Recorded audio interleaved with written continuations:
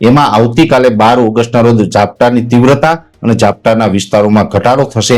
દક્ષિણ ગુજરાત અને સૌરાષ્ટ્રની અંદર ખૂબ વધારે વરસાદ પડશે। ઓલ ઓવર ગુજરાતમાં સારા વરસાદો થશે, પણ ખાસ કરીને સૌરાષ્ટ્ર અને દક્ષિણ ગુજરાતને ગમરોડે તેવી શક્યતાઓ છે।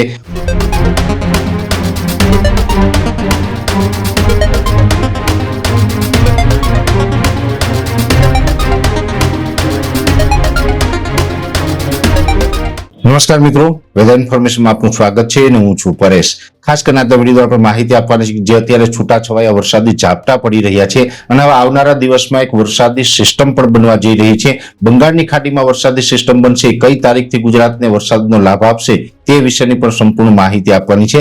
સૌપ્રથમ તો હું આપને એ જણાવી દઉં, આપણે ઘણા સમય પહેલા જણાવ્યું હતું કે ઓગસ્ટ મહિનાના શરૂઆતના 15 દિવસ હશે એમાં વરસાદ ખેંચાશે, વરસાદ નહીં હોય। એ જ મુજબ વરસાદનો ગેપ જોવા મળ્યો, પણ વચ્ચે આપણે 1 થી 2 વિડીયોમાં એવું પણ કીધેલું હતું કે વરસાદનો ગેપ હશે છતાં પણ 10, 11 અને 12 ઓગસ્ટ હશે એ દરમિયાન છૂટાછવાયા ઝાપટા પડી શકે છે, કોઈ સારા વરસાદો નહીં પડે। એ જ મુજબ જોવા જઈએ તો ગઈકાલે 10 તારીખે પણ ઝાપટા પડ્યા, આજે 11 તારીખના રોજ પણ છૂટાછવાયા ઝાપટા નોંધાયા છે અને હવે આવતીકાલે 12 તારીખ છે તો 12 તારીખે પણ છૂટાછવાયા ઝાપટા નોંધાશે। જોકે છેલ્લા 2 દિવસથી જે ઝાપટા પડી રહ્યા હતા એમાં આવતીકાલે 12 ઓગસ્ટના રોજ ઝાપટાની તીવ્રતા અને ઝાપટાના વિસ્તારોમાં ઘટાડો થશે, છતાં પણ આવતીકાલે સૌરાષ્ટ્ર અને દક્ષિણ ગુજરાતના દરિયાઈ કાંઠાના વિસ્તારોમાં છૂટાછવાયા સામાન્ય ઝાપટા નોંધાય તેવું એક અનુમાન છે।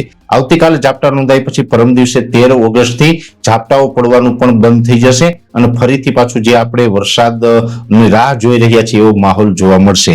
પણ ચોક્કસથી અત્યારે એક સારા સમાચાર એ છે કે ઘણા સમયથી અમે આપને માહિતી આપતા હતા કે લગભગ 16-17 ઓગસ્ટ આસપાસ વરસાદનો એક નવો રાઉન્ડ ચાલુ થઈ શકે છે।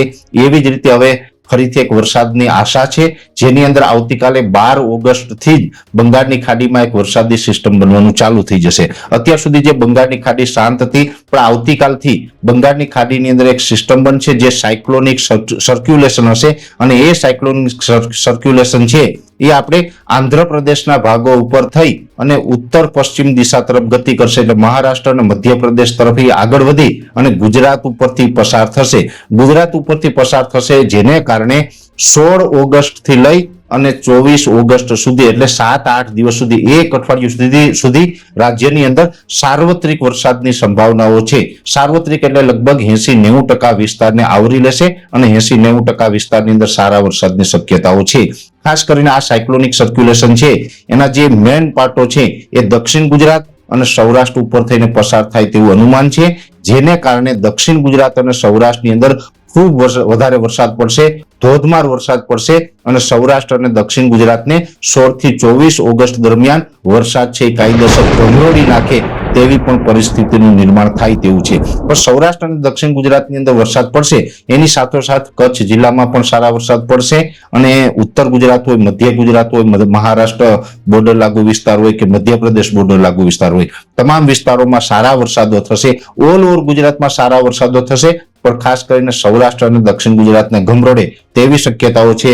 આમ જોવા જઈએ તો સૌરાષ્ટ્રનો સોમનાથ જિલ્લો અને કચ્છ જિલ્લો આ બંનેની અંદર સૌથી ઓછા વરસાદો ચાલુ વર્ષે નોંધાયા છે। એ વિસ્તારોમાં પણ હવે વરસાદ છે ધબધબાટી બોલાવે તેવું એક અનુમાન છે, કેમ કે હવે આ સિસ્ટમ છે એ બહુ મોટી છે અને આ સિસ્ટમ છે ગુજરાતના ઘણા બધા વિસ્તારોને અસર કરે તેવું એક અનુમાન છે।